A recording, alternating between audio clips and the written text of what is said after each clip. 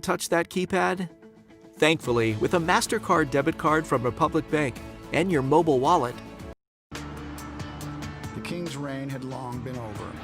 Oh, and Richard is out of control. On the track, nobody feared him. Instead, they began to fear for him. There is the battered remains of Richard Petty's automobile here this afternoon.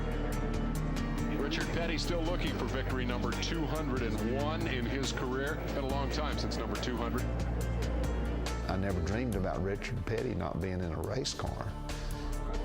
Did he drive longer than he should have? I don't know. I thought he would just race forever. Petty, well, you can see he's just worn out. He's wasted, and that's unfortunate for such an incredible competitor like Richard. There were some people that thought that he should hang it up. You always hear that people have a tendency to remember you for the last thing you did, and you don't want them to remember you as a has-been. Sometimes I would get really upset, and I'd say, have you thought about quitting? Have you thought about getting out of this? And he'd say, nope, no, I hadn't thought about it. There was no way she was going to try to talk me into quitting if I wasn't ready, because I'd never been happy with quitting if I hadn't made the decision myself.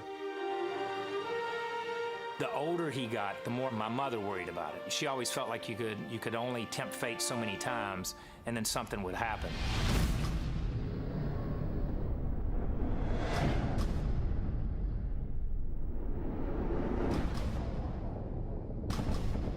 Richard Petty's car goes airborne, end over end.